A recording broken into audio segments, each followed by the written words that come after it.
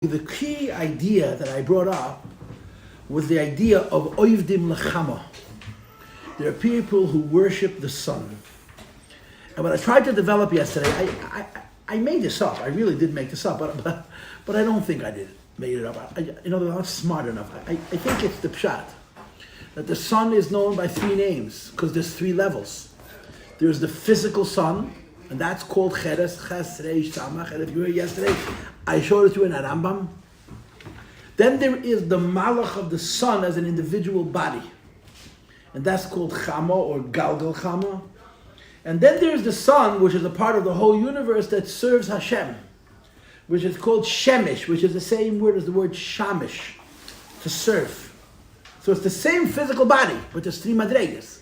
There's the madrega of Cheres, there's the madrega of Chamon, there's the madrega of Shemesh.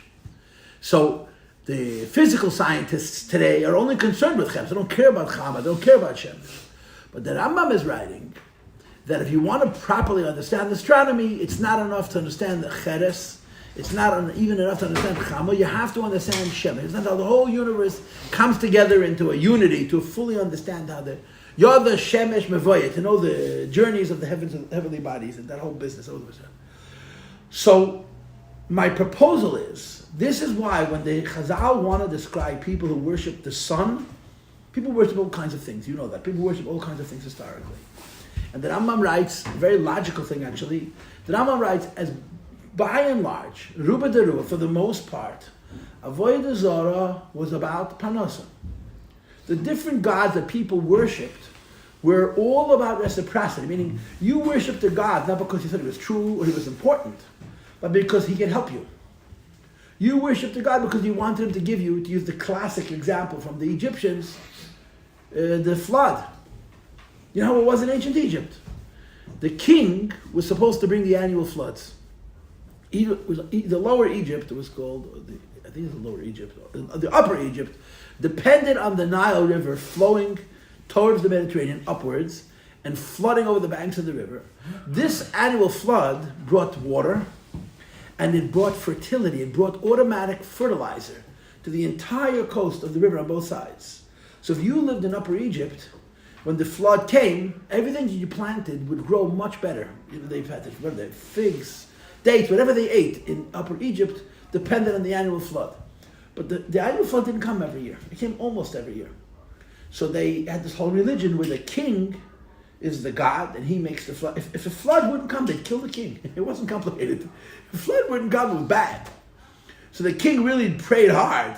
Only problem was the king had absolutely no idea how it was going to happen. He just played the part. He brought incense and he went to a special room and did all kinds of incantations. He had no idea. But he had to bring the flood. So understand that even though the process was foolish, but the intent was simple. We want to eat. The Rambam writes the reason the people of India worship the cow is because the cow pulls the plow. It's not esoteric, it's very practical. Avodah Zarah revolved around making a living. This is a different sheet of Avodah Zarah. And amongst the many forms of worship, the people who worship the heavenly bodies, the sun, the moon, the stars, whatever. So in Chumash it's written, that the sun provides parnasa, the sun provides sunlight for photosynthesis, and even the moon, the Rashi brings some plants, particularly melons, live off moonlight. Exactly how that works, I don't know. It's probably more about the cucumbers or melons. It's probably more about the tide than about the light of the moon, I don't know what it is. But so they had Avodah Zarah built around it. People who worship the sun, not always, but I would say in most cases, the term that's used to describe was not Mishtachim l'Shemesh or Evdim l'Shemesh, it's Evdim l'Chama. Because it's on that level where Avodah Zarah could exist. Cheres is a ball of hydrogen, there's nothing to worship. Shemesh is Korah l'Shamash or Yizrach Oyer, it's a servant of Hashem. If it's a servant of Hashem, you're not going to worship the servant of Hashem, you're going to serve the Eibishter himself. Chama, where you identify each planet and heavenly body as a spiritual thing, there's a malach inside that gives it life. And that particular planet can give you something you need for parnasa. This is where Avodah Zarah comes in. When you separate, like I explained to you in the Don class, when you separate one from another, this is when you have Avodah Zarah. So when they describe Avodah Zarah, they use the term Mishtachim l'Chama. That's how it's. That's the idea of Avodah Zarah.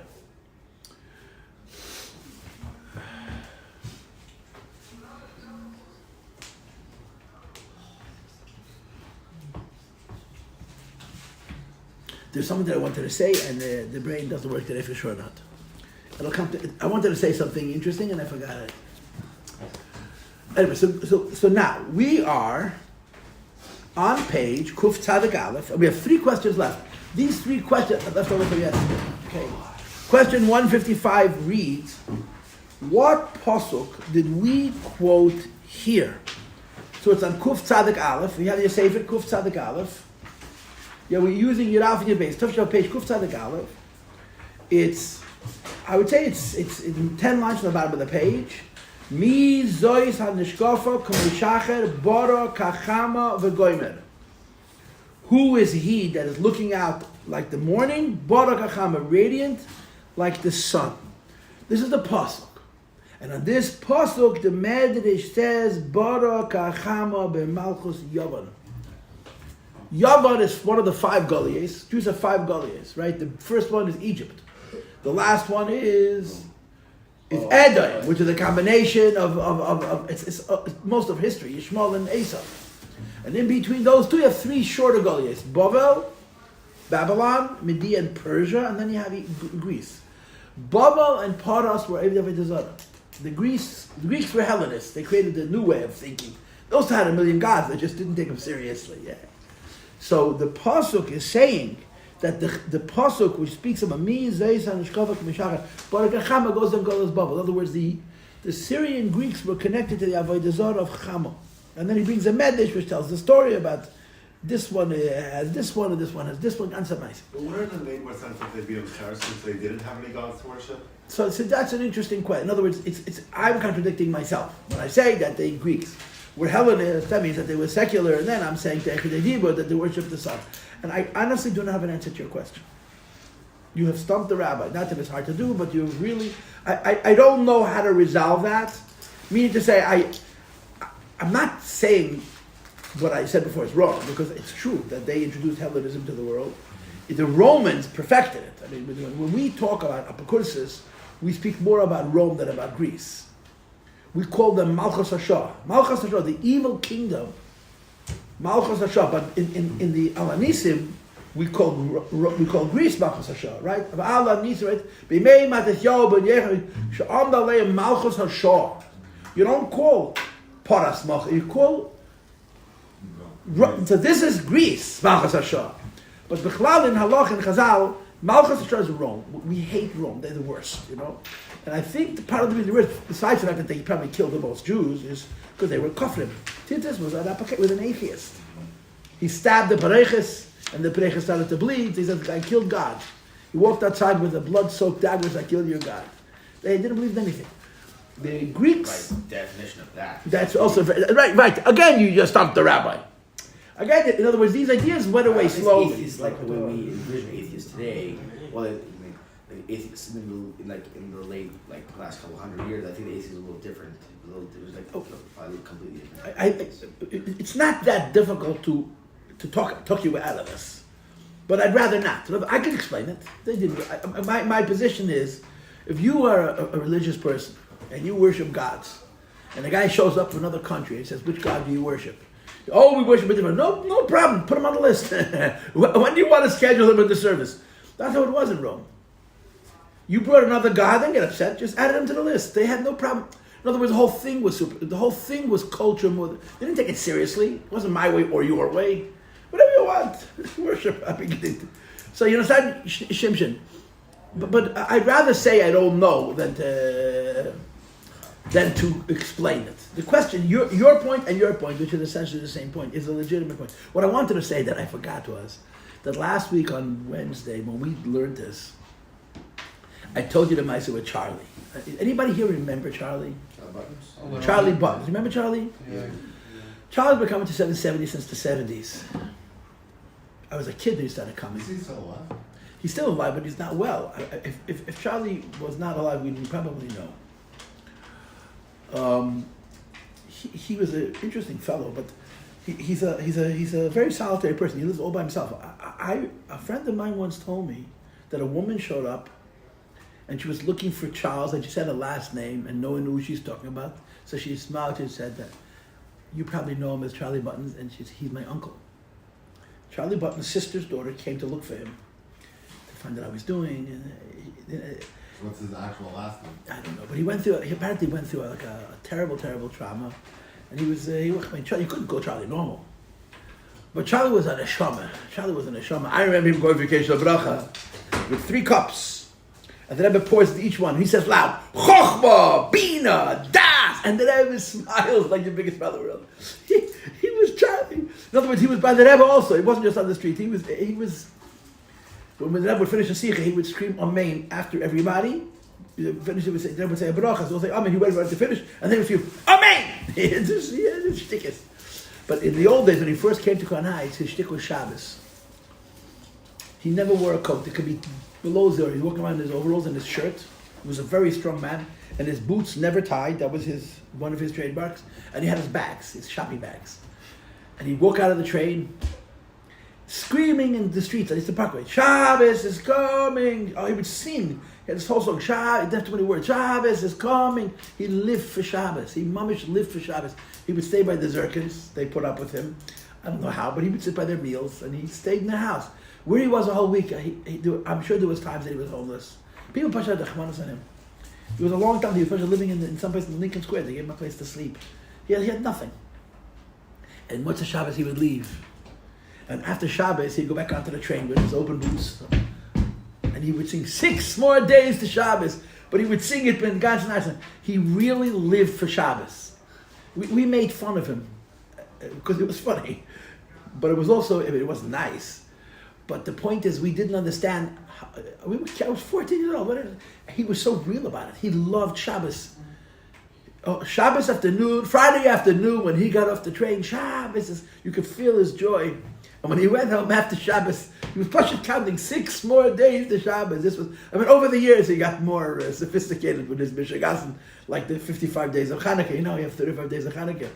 Because one of the days of Hanukkah is Rosh Chodesh. Rosh Chodesh includes the whole month, so it's 29 more days. So it's 7 plus 29. So he had 36 days of Hanukkah. And if there were 2 days of Chodesh, he had 67 days of Hanukkah. And wherever he'd meet, he'd drive you nuts with his Mishigasan.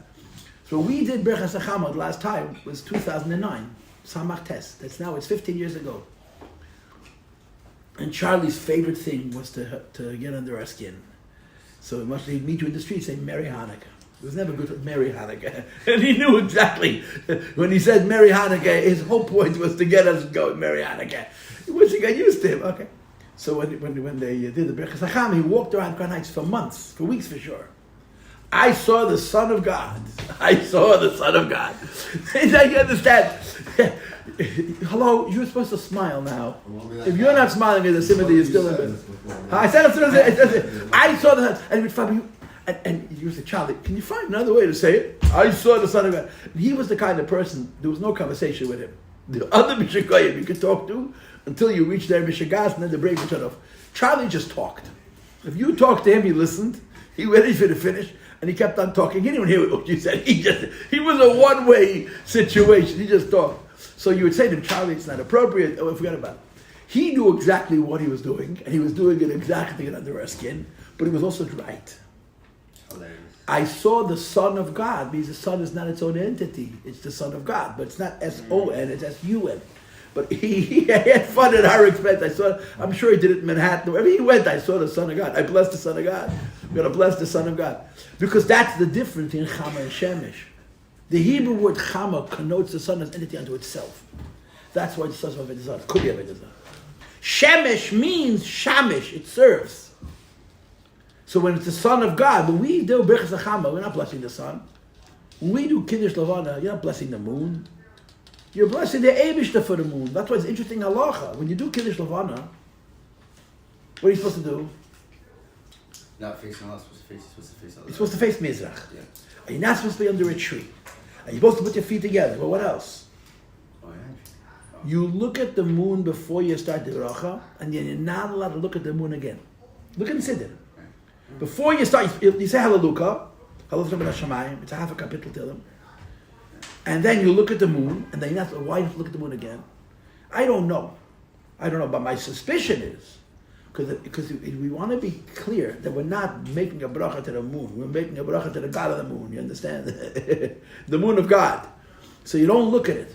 So I mean, you can't look at it. It's once in 28 years you make a bracha. But you're not blessing the sun. You're blessing the Eibishter who gave us the sun. You understand? Yavan worshipped Chama. The Chama, the moon, as an entity which is separate from the sun, and that's even Avodah Zarah. Okay? So why is it called Berachas Achara? It should be called Berachas Hashash. Das ist a sehr good kasha. It's a gewaltige kasha. It's really good kasha. Now, first of all, the correct answer to your question is that the whole drasha that I gave you the last 2 days is my own, so a person could be wrong. Because there are cases where it says, Bishtachim l'shemesh also. If they have a desire to worship, it does the word shemesh. I just think that by and large, there are these three ideas. Cheres, Chama, Shemesh. Now, the answer to your question, why we're calling it Berachas Chama, is simple. That since the madrega of Chama could be separated from the sun, we're saying Berachas Chama to say that this is also the Eibishter's. Not just the sun of the madrega of Shemesh belongs to the Eibishter, but the sun of Chama is also the Eibishter's. Like the Rambam writes, that Karbonos were brought as an answer to Avodah Zarah. Karbonos were brought as an answer to Avodah Zarah. And the Ramban goes nuts, wow. And there's all kinds of explanations for how to deal with the Rambam and so on and so forth. But the Rambam said, Yid came out of Mitzrayim. They were steeped in idol worship. So the Eibishter wanted to make that transition to monotheism. He said, okay, bring Karbonos to the Eibishter. But I think it's more than that. It's not just that Yid left Mitzrayim. That's what Rambam writes. And the Ramban says, wait a minute, other Menishim brought Karbonos. He didn't come out of Egypt. Other Menishim brought Karbonos. Noach brought Karbonos. What's this? So the pshat in the Rambam, I think, is it's not the pshat they came from idol worship. Idol worship is in the human condition. It's human nature to want to control your life. And if you have only one God, and He's invisible, and He never talks to you, it's kind of hard to control Him. If you have 52 gods, and you can go one against the other, idol worship gives us an ability to control our world. This God is involved in this God. I speak to each one in a different language, I give one a different carbon, right? So the opposite of Avodah Zarah is to say this belongs to God, this belongs to God, everything that they separated from the Eibishter, we unify with the Eibishter. And that would explain why you would say the Lashon Berachas Chama, not Berachas Hashemesh, because you're actually announcing that this madrega, that the Goy, the Goyishkeit of Avodah Zarah could say that it's separate, we're not supposed to the Eibishter. It's a good tenet. I don't know if it's the true tenet, but it's a good tenet. Okay, so that was the answer. We just did questions 155 and 156. Now, what does it mean in terms of Chanukah? We're still talking about that? The whole Maimer is about Chanukah. If you remember, what happened was, in the last couple of classes, we started to talk about the fact that Chanukah is at night, outside, and on the left side. Remember, at night, outside, and on the left. So the Rebbe said, because Chanukah has such a high power of Mesiras Nefesh. By the way, I just want to thank everybody for showing up, especially those who don't always come. Come again. No criticism, just a thank you. Please, it's very nice to have you all. It makes a difference. It makes a difference. Yashikoyach, Yashikoyach. I mean it. Thank you, thank you, thank you, thank you. Thank you for coming. Kol hakavod, Yashikoyach. You didn't come yesterday, it's yesterday. Today you can come, it's a whole new world. Baruch Hashem. Anyway, so we're talking about this idea that Chanukah, and the answer is because Chanukah is a Yom Tov Mesiras Nefesh. Because it's a Yom Tov of such incredible love, we have enough power to bring God even to the night, even to the street, and even to the left side. So that's what we dafka do it. And of course, what the Maimer is saying is that the worship of Chama, was so powerful that everybody ran away from it. In other words, based on this medrash, that the Yevonim worshipped Chama. Based on this medrash, that the Yevonim worshipped Chama. And that everyone is afraid of Tukfei Shel Chama. The power of the so-called God of Yavon was such that everyone was afraid of it. And the Chashmonaim weren't. And they were Batzliach, they succeeded. Okay? Does anybody wish, this is 3 questions, this is a holder from yesterday's class. Does anybody want to make any comments, ask any questions? So let's do some reading. Okay? It's Baruch Hashem 5 to 9, 8 to 9. It's time for us to start reading, as is our custom. Okay? Vezehu Gam, we're on page Kuf Tzadik Aleph. Second paragraph, seventh line. Vezehu gam. This explains also. Shemitzvasa, the mitzvah of Hanukkah candles is mishatishka hachama from when the sun sets. Hine omer razal b'medish. It's written in Medish. Alakosov on the pasuk mi zois hanishkafa. Who is she who looks out? Kamei shachar, like morning. Bara kachama v'goymer. It's radiant like the sun. So the Medish says on this pasuk, bara kachama v'malchus yavam. The heat of the sun was maximum during the reign of the Golos and the kingdom of Greece. And Greece doesn't only mean Greece proper. It means the Ptolemaic Egyptian kingdoms of Greece, the Syrian Eastern kingdom, and then of course Rome.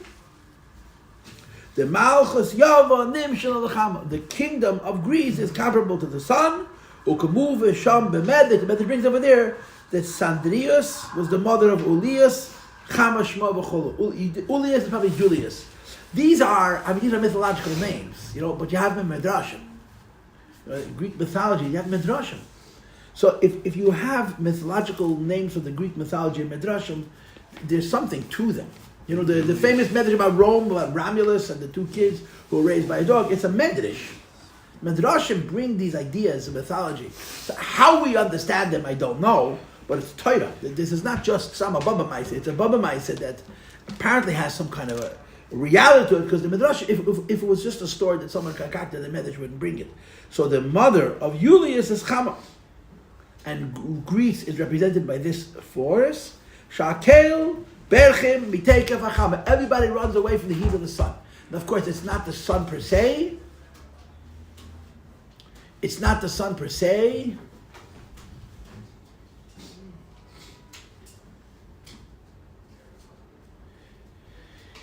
It's the power that the sun exudes, right? It's how it played out in the world. The Syrian Greeks, or the Greeks in general, worship the sun, and it represents their power. And everyone's afraid of the power of the Greeks. The Greeks were very powerful. So the Rebbe says, Umatisyohu, Ubanov, Matisyohu, and his children. So the Medrash says that we like the Chanukah Menorah, Mishatishka HaChama, from the Chama sets, right? And the Chaim, here it doesn't say Mishatishka HaShemesh, it says Mishatishka HaChama when the Chama sets. And here it works. You light the Menorah when the Chama sets. Matisyahu, Bonav, Matisyahu, and his children. Amdu be'manaseh shel HaKadosh Baruch Hu, they stood in their belief in HaKadosh Baruch Hu. Ubarchu mipneihem ho'achlusin shel Yavan. And this tiny army of flabby, untrained. No, they were farmers. They weren't flabby.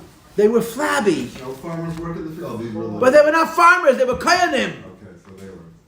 They were yeshiva bachrim, for heaven's sakes. They slaughter animals. So our yeshiva. Yeshiva bachrim work out. Well, we're not yeshiva bachrim, we're ache. It's yeshiva bachrim, it's ache. Just go downstairs, see the difference right away. It's not hard. But there's a gzeda, in this yeshiva before Matan Teil. Every It's a higher level than it's a the higher, lower level. whatever level it is, it's different. But the bottom line is they were yeshiva bachrim, they're not farmers. They worked the Beis HaMikdash. They started the Koyanim were supposed to be involved in passing halachas. They were yeshiva bachrim. And they went to fight an army of trained soldiers, and they were matzliach. Look at the wording.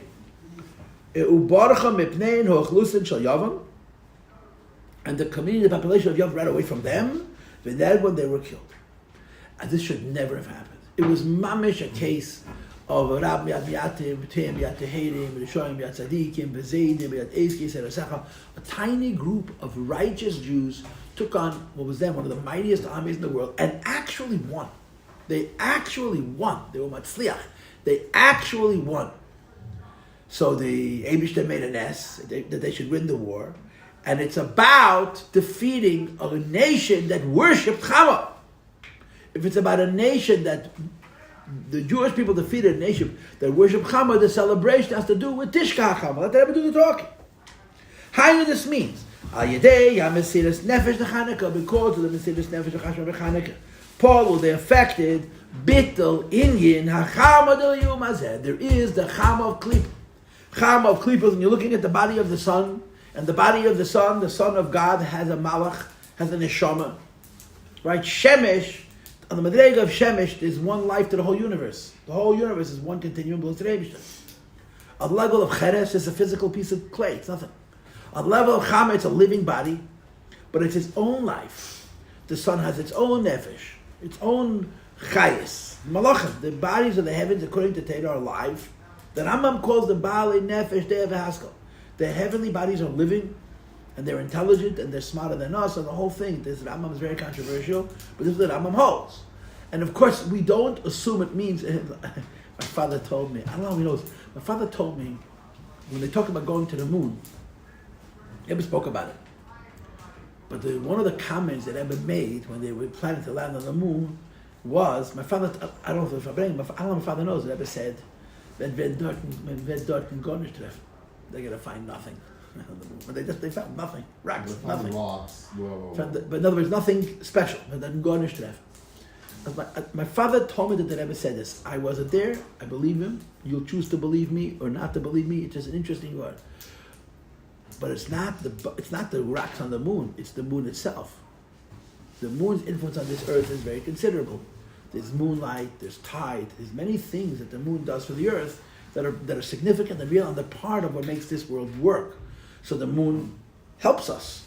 The sun for sure helps us.